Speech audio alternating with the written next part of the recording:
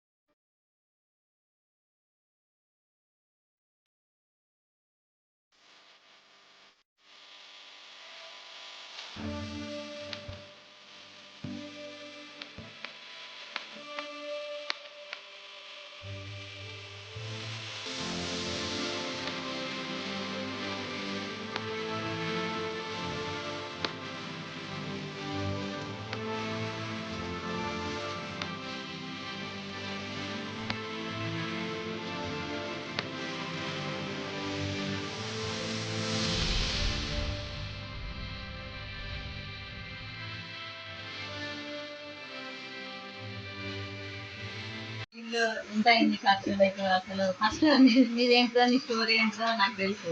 అంటే మనం చూసే వాళ్ళకి కూడా తెలియాలి కదా. నాకైతే చాలా యూత్ కూడా చాలా ఇన్స్పిరేషనల్గా అనిపిస్తావు.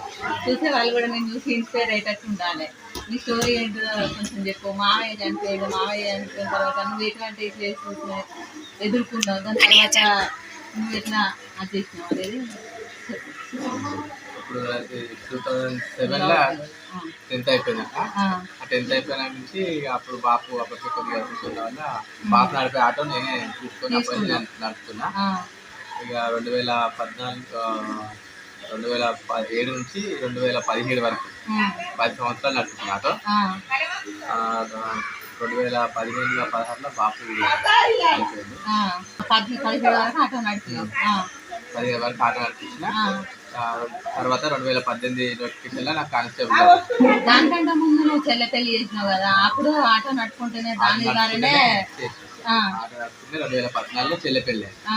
చెల్లెని కూడా బీఈడి వరకు కలిసి 2014 చెల్లె పెళ్ళి అయిపోయింది.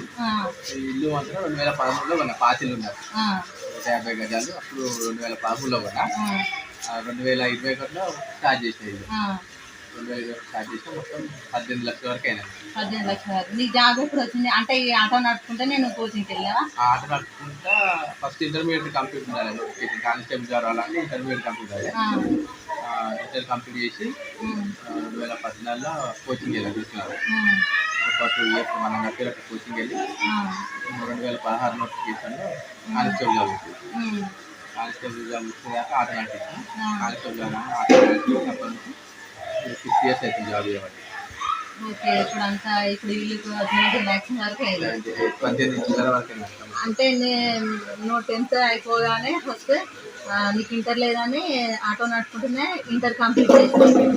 ఇంటర్లో ఆటో నడుపుకుంటూనే చెల్లె మ్యారేజ్ కావాల్సినవి అవన్నీ నువ్వే చేసినావు. తర్వాత జాబ్ అనేది కోచింగ్ తీసుకున్నావు. జాబ్ కోసం కోచింగ్ తీసుకొని మధ్యలో నువ్వు మీలో కోటీశ్వరుడు కూడా వెళ్ళావు కదా. మీలో కోటీశ్వరుడు కూడా వెళ్ళినా. కాంటెస్ట్ అంటే కొద్దిగా నాకు ఎడ్యుకేషన్గా కొద్దిగా ఇంట్రెస్ట్ ఎక్కువ.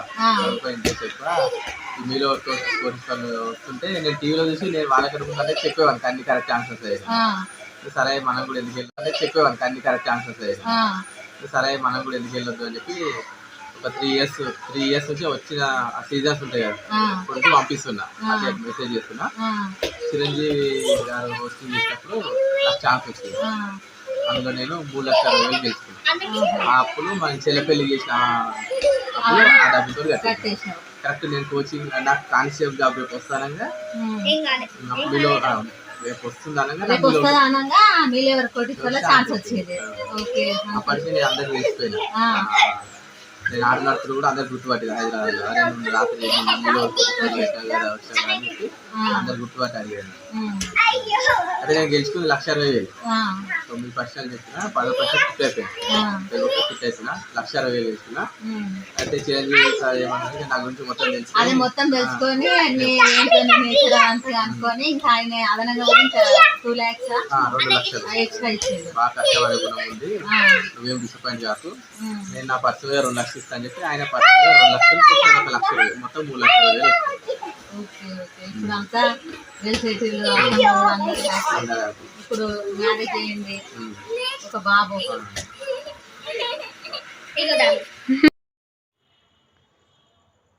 మనం ఇప్పుడు మీలో ఎవరు కోటీశ్వర్లో దిగిన ఫోటో చూపిస్తాను రండి. Thank you for watching all. మా వీడియో కనుక నచ్చినట్లయితే లైక్ చేయండి, షేర్ చేయండి, మా ఛానల్ను సబ్స్క్రైబ్ చేసుకోండి.